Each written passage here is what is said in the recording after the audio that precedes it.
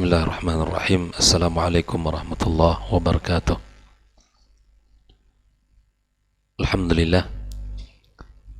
Wassalatu wassalamu ala rasulillah wa ala alihi wa sahbihi wa mawalah. Wa la hawla wa la quwata illa billah. Allahumma inna nas'aluka ilman nafi'an wa rizqan tayyiban wa amalan mutaqabbala. Amma ba'd. Ikhwani wa akhwati fid din, kaum muslimin dan muslimat, hadirin hadirat dimanapun berada, alhamdulillah kita bersyukur pada Allah subhanahu wa ta'ala.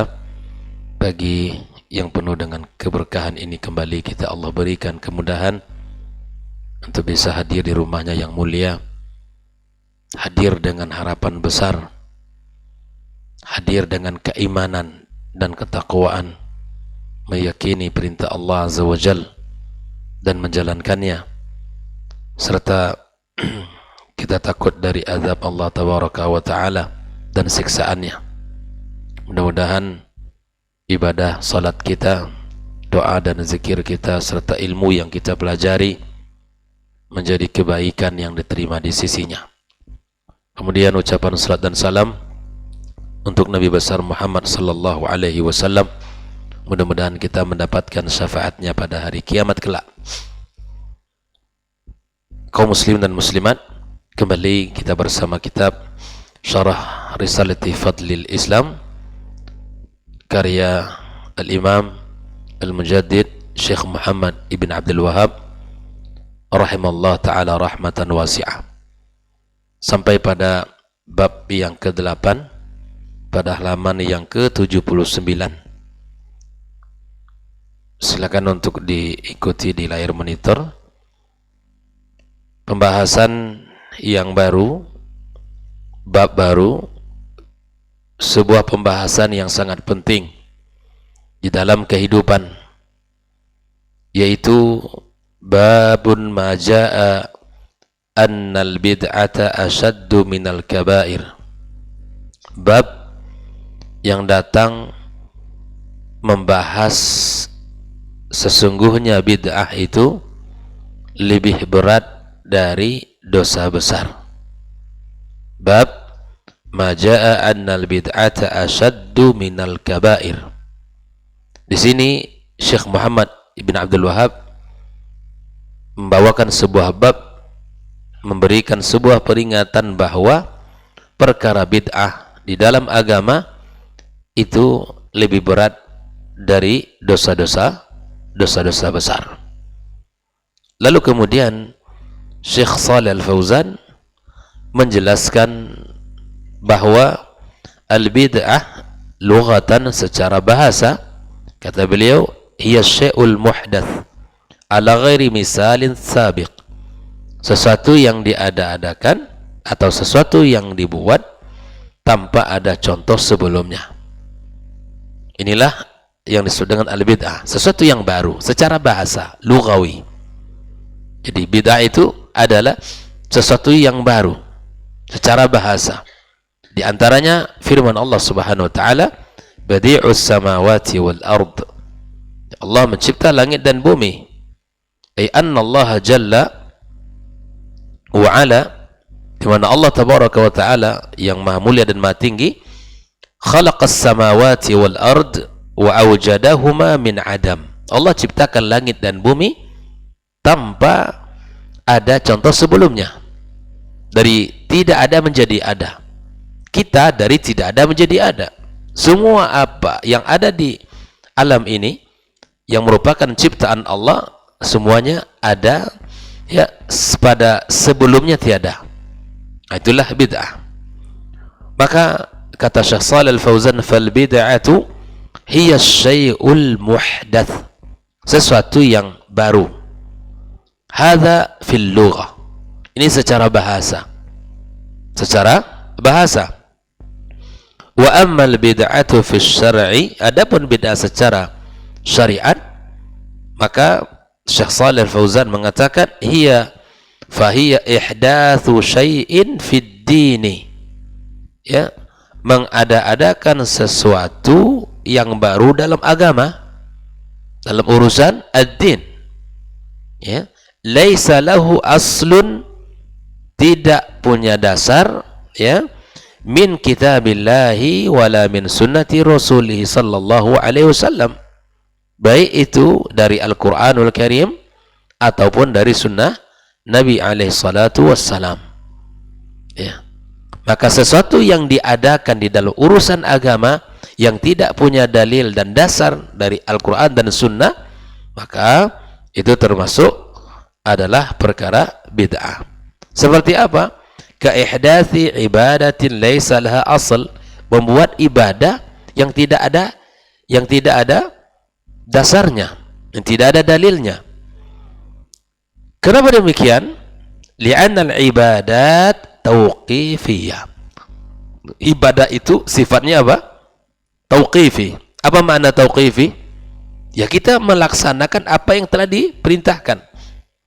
Saya ambil sebuah contoh di mana Sa'id Ibn Musayyib atau Ibn Musayyab, dia melihat seseorang salat ba'dal fajar 2 rakaat, kemudian dia dipanggil dan ditanya, apa, kenapa engkau salat setelah salat fajar 2 rakaat? Kata dia, saya salat. Lalu dia mengatakan, apakah Allah Subhanahu wa taala akan menghukum saya dengan salat yang saya lakukan? Dia tidak terima, diingatkan, ini salat apa? Ini salat apa? Tidak terima. Apakah Allah akan menghukum saya, mengazab saya dengan salat yang saya lakukan? Coba lihat jawaban yang cerdas dari Sa'id Ibn Musayyib atau Ibn Musayyab, ya, dengan mengatakan Allah tidak mengazab kamu dengan salat yang kamu lakukan, tapi Allah mengazab kamu dengan menyelisih sunnah nabimu. Bayangkan. Hari ini pun demikian. Yang kami baca pun Al-Quran kok. Yang kami baca pun zikir-zikir. Masa iya membaca zikir itu, ya, kami dituduh begini? Masa iya dengan membaca salawat Nabi sallallahu alaihi wasallam kami disiksa dan seterusnya? Ya, hari ini sama, lebih kurang. Makanya kata para ulama, likulli qaumin warith, setiap kaum itu ada pewarisnya. Fa ahlus sunnati wal jamaati, mereka punya waris yang terus berjuang mempertahankan akidah yang sahih. Dan para ahlul bid'ah sejak zaman dahulu, munculnya bid'ah pertama di zaman Islam, bid'atul qadariyah atau bid'ah asy'ariyah, itu setiap masa dan setiap waktu itu ada orang-orang yang terus akan membelanya dan akan melanjutkan pemikiran mereka. Maka kita berharap kita termasuk orang-orang yang membela akidah sahihah. Oleh ikhwafillah, ibadah kalau tidak didasari dengan contoh, maka itu tidak bisa kita lakukan. Usahana sholat, na'am antum sholat, gitu kan? Tapi perbuatan yang kamu lakukan itu, adakah dasarnya? Ini yang menjadi pembahasan kita. Ya. Oleh ikhwafillah rahimakumullah, contoh yang kita sebutkan tadi dari Sa'id bin Musayyib adalah salah satu fakta di dalam kehidupan, di mana para as-salafus saleh mereka berhati-hati dan tidak, ya, buru-buru melakukan sebuah amal yang itu tidak ada dasar. Ya. Kemudian Syekh Shalih Fauzan mengatakan, fala budda laha min dalilin, ibadah itu mesti ada dalil, min kitabillahi wa sunnati rasuli sallallahu alaihi wasallam, ya. Wa ma laisa alaihi dalil, jika ibadah tidak ada dalil atau apapun yang kita kerjakan tidak ada dalilnya, tentunya dalam urusan agama, ya, kita bicara hari ini dalam urusan agama, ya, fa innahu bid'atun madhmumah mardudah, maka itu bid'ah yang tercela dan tertolak. Jelas, ya? Kita sedang bicara apa? Bicara tentang urusan ibadah, urusan agama. Yang ibadah itu hukum asalnya tauqifiyah, ya. Yang boleh kita untuk berinovasi itu dalam urusan dunia kita, tapi dalam urusan agama mesti kita berpegang dengan tauqifi. Kita beribadah tidak boleh mengada-ngada. Urusan dunia silahkan antum kembangkan ilmu ini, antum temukan ya hal yang baru sehingga orang mendapatkan kemudahan dan kebaikan, itu dibolehkan. Maka bedakan. Terkadang masya Allah orang buta dalam membedakan perkara bid'ah, sehingga ketika sebut antum nggak usah ceramah pakai mic deh gitu, karena zaman Nabi nggak ada mic. Ya ini bukan perkara agama. Antum kalau haji pakai onta saja, karena Nabi dulu pakai onta. Ini kalimat-kalimat yang keluar dari lisan yang tidak paham, ya, dan lain sebagainya. Zaman Nabi nggak ada pesawat, zaman Nabi nggak ada kapal, zaman Nabi nggak ada mobil. Antum pakai onta dari Indonesia ke sana. Ini kalimat-kalimat yang wa'udzubillah, ini dari lisan-lisan yang membenci, dan ketika orang mengajak kepada kebaikan, ada saja yang menolaknya. Ingat, yang kita bicarakan hari ini dalam perkara apa? Agama. Ya. Kalau hari ini mobil baru berjalan di daratan, mungkin ke depan mobil bisa terbang. Ketika di lampu merah macet berkilo-kilo, keluar sayapnya. Hari ini pun sudah dibuat hayalan sama orang. Ya silakan saja, nggak masalah. Ya. Boleh, silakan, karena itu adalah sesuatu yang sifatnya duniawi dan itu dibolehkan. Inovasi, berkreasi. Tapi urusan agama, stop. Antum harus sabar. Ya, sabar, tahan diri. Adakah dalilnya? Kalau ada kita lakukan, kalau tidak hentikan. Maka disinilah Syekh Shalih Fauzan mengatakan li'anna Allah akmala hadzal din. Kenapa itu tertolak? Karena Allah telah menyempurnakan agama ini dengan firman-Nya, al-yauma akmaltu lakum dinakum wa atmamtu alaikum ni'mati wa raditu lakumul Islam madina. Allah telah sempurnakan dinnya, Allah telah sempurnakan syariatnya. Maka ketika kita menambah urusan ibadah dalam agama kita, itu sama kita mengatakan kalau syariat ini belum sempurna.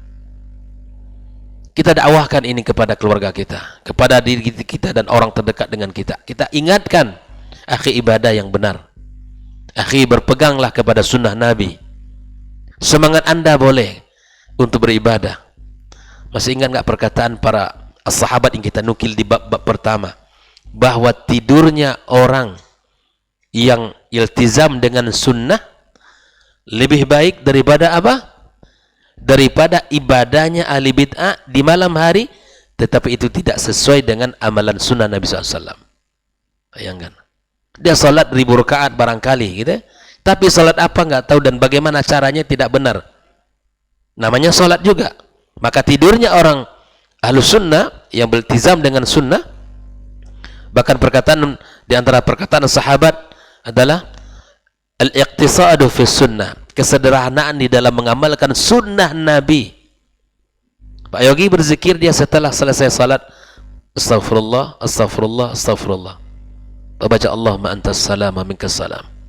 Dibaca zikir-zikir yang masyru'. Bertasbih 33 kali, bertahmid 33 kali, bertakbir 33 kali. Itu sederhana, iya. Tapi itu lebih baik daripada mengada-ngada di dalam berzikir setelah salat. Masa ya kami membaca zikir sekian kali setelah salat nggak boleh? Bukan zikirnya nggak boleh. Karena zikir itu ada yang sifatnya mutlak, ada yang sifatnya muqayyad. Kalau sifatnya muqayyad, lakukan. Kalau Nabi mengatakan sekian, lakukan itu. Tapi secara zikir, selepas salat, silakan di luar zikir salat, mau baca tasbih berapa kali, tidak ada masalah. Mau 500 kali, mau lebih, nggak ada masalah. Yang ini dia yang kita harus perhatikan. Makanya kesederhanaan di dalam melakukan sunnah Rasulullah Sallallahu Alaihi Wasallam lebih mulia, lebih baik daripada ya menghabiskan waktu, tenaga, bersusah payah dalam ibadah, tapi itu menyelisih sunnah Nabi SAW. Jelas ya? Ya, ini yang harus kita perhatikan. Saat subuh ini kan baru bangun tidur, badan kita fit, bagi kenapa nggak bikin 4 atau lebih dari 4, ya kan? Justru ketika zuhur itu 4 rakaat, badan kita letih, kenapa tidak 2? Nah, ini memang tidak boleh kita lakukan karena memang apa? Syariat mengajarkan itu kepada kita. Subuh 2 rakaat, lakukan 2 rakaat. Zuhur 4, asar 4, 3, maghrib 3 rakaat. Dan seterusnya. Jadi kita ini berusaha untuk menjaga din dengan menjalankan sesuai dengan perintahnya. Ya. Fa akhbara subhanahu wa ta'ala annahu akmala ad-dina qabla wafatin Nabi SAW. Allah mengabarkan dalam ayat ini bahwa Allah telah menyempurnakan agama sebelum wafatnya Nabi sallallahu alaihi wasallam. Fama tuwfiya Rasulullah sallallahu alaihi wasallam illa waqad akmalallahu ad-dina li ummah. Tidaklah Nabi wafat kecuali Allah telah sempurnakan agama yang mulia ini. Fa ayyu syai'in ba'da dzalik? Apa yang diada-adakan setelah Nabi wafat dari perkara agama, fa innahu mardud, maka sungguh dia tertolak. Ini harus kita jadikan pikiran dalam hidup kita. Apa yang kita bahas pada pagi kemarin, ma ana alaihi wa ashabi, pegang baik-baik. Apa yang saya lakukan, apa yang dilakukan oleh sahabatku, lakukan. Di luar itu tidak.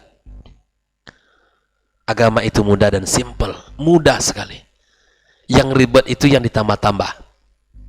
Yang ribet itu di luar aturan, itu pasti berat. Pasti berat. Dan berat tidak diterima lagi.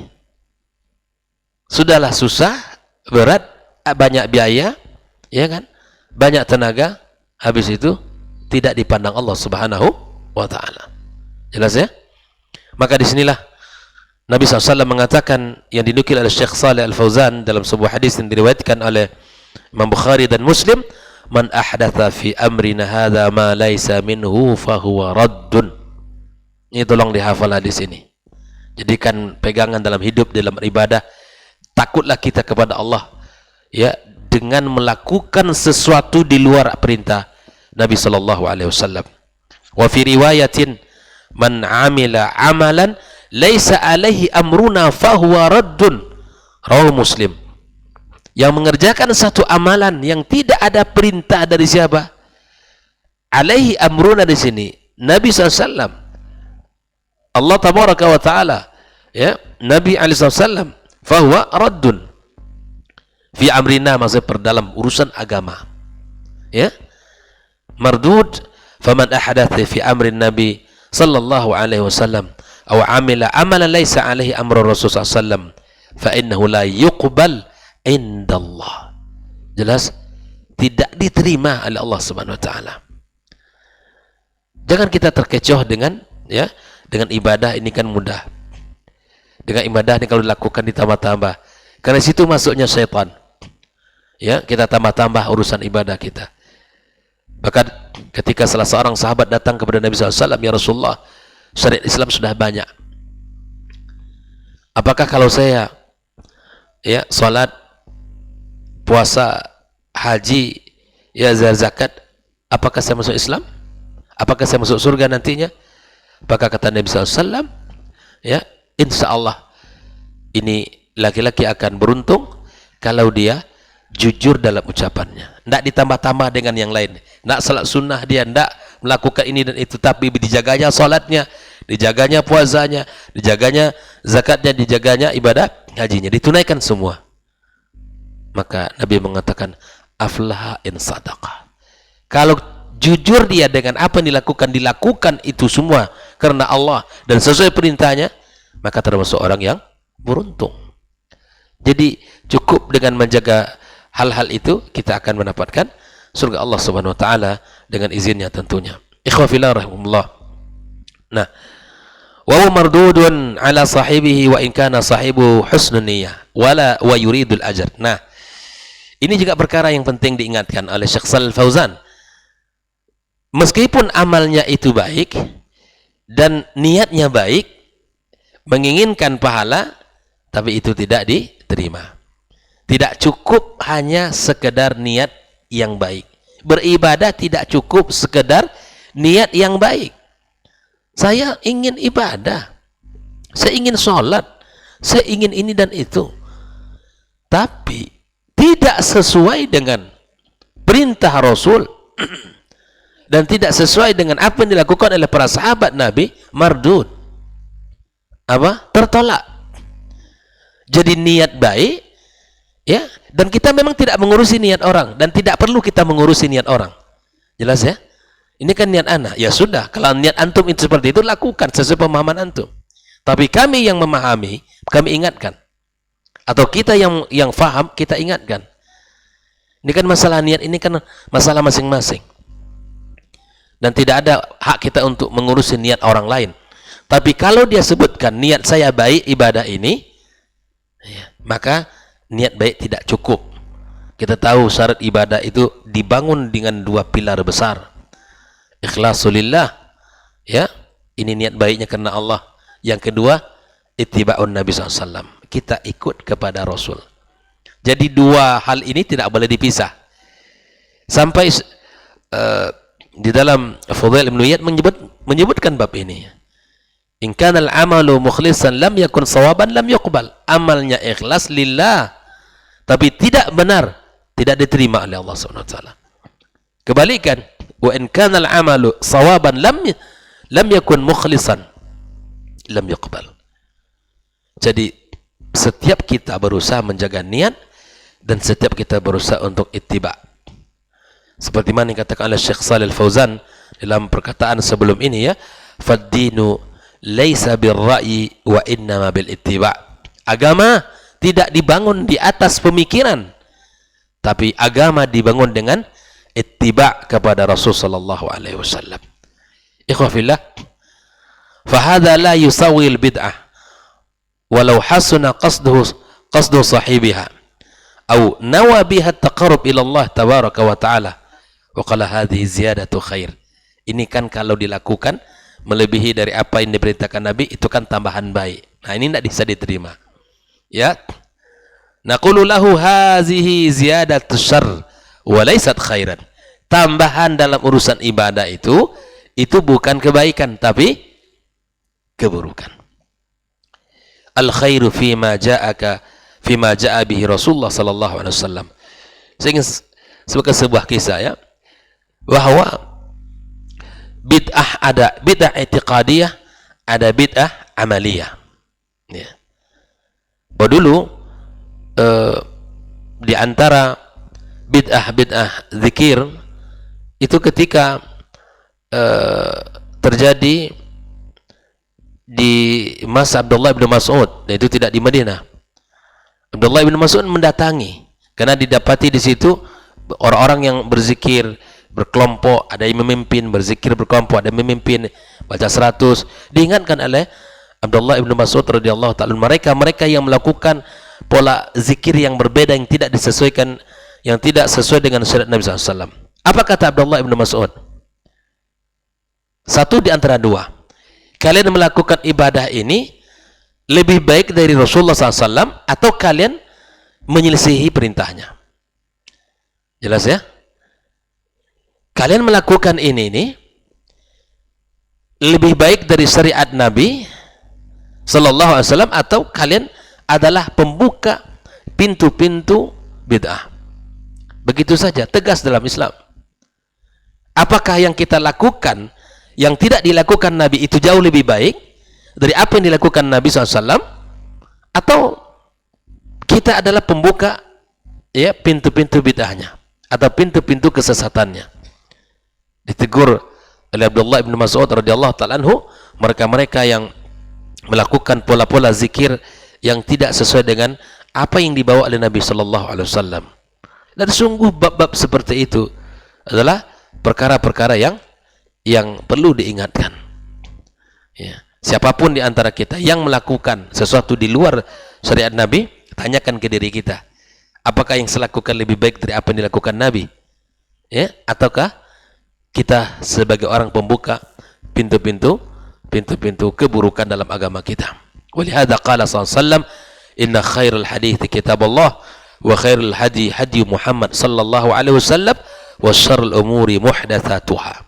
Sesungguhnya sebaik-baik petunjuk Allah dan sebaik-baik petunjuk Nabi SAW, sebaik-baik khairul hadithi, ya, sebaik-baik pembicaraan atau ucapan adalah kitab Allah, dan sebaik-baik petunjuk Nabi Muhammad SAW, wasyarrul umuri muhdatsatuha, dan perkara yang paling buruk adalah perkara yang diada-ada.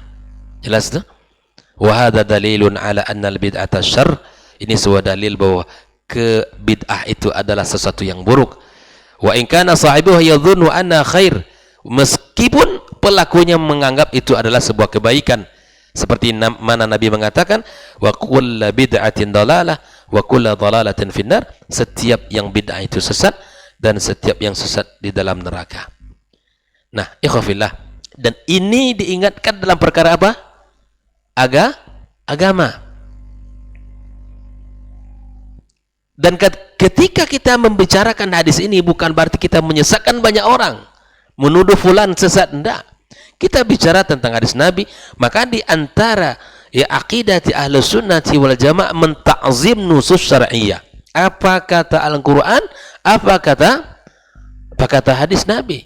Di antara ciri khusus ahlul bid'ah itu, mereka ada muta'zimin nusus syar'iyyah, tanpa mengagungkan nas syar'i dan meletakkan akal di atas nakal, meletakkan akal di atas dalil. Mereka perlu dulu dicerna. Apabila nas ini tidak sesuai dengan akal, ditakwil. Bukan begini ini. Ketika apa yang diinginkan oleh Allah dan Rasulnya ya tidak sesuai dengan keinginan hawa nafsu, maka ini perlu dicerna dulu. Jelas ya? Kita ahlus sunnah wal jamaah. Dan ketika kita menyebut ahlus sunnah wal jamaah, kita sedang apa? Bukan sedang mentazkiyah diri, bukan. Tapi sedang mengatakan at-tamyiz, membedakan ahlus sunnah wal bid'ah. Antum silakan pilih mana.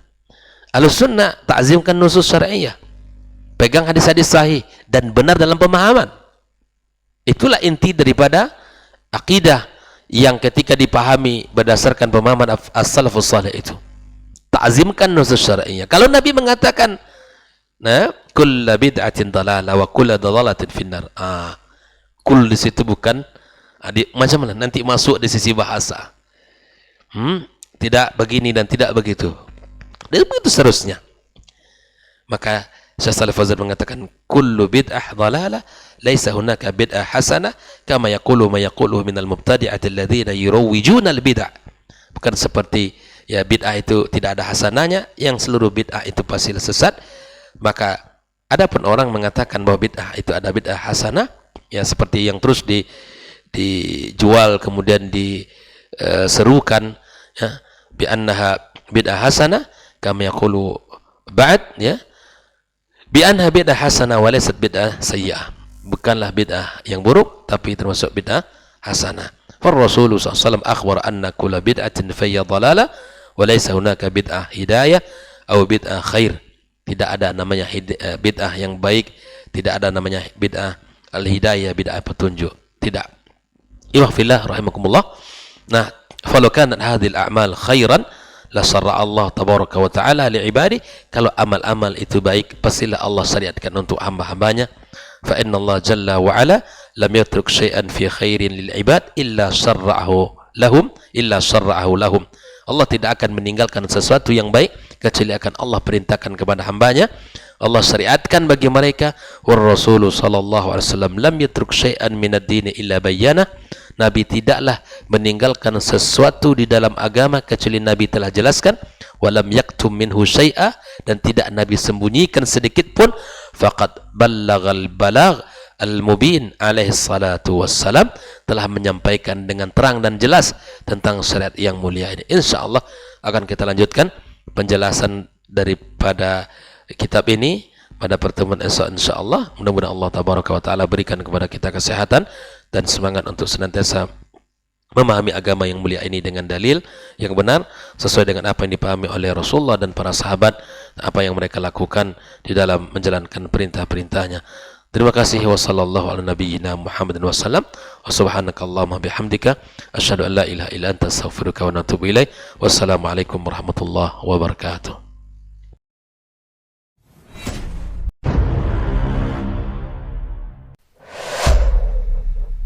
Dunia dan seisinya ini bagi Allah tak sama nilainya dengan sebelah sayap lalat. Barang siapa yang beramal untuk akhiratnya, Allah akan cukupkan baginya urusan dunia. Sayati zamanun 'alan nasi as-sabiru fihim qalqabit al-jamarah. Akan ada satu masa di akhir zaman yang berpegang teguh dengan agamanya seperti orang yang sedang memegang bara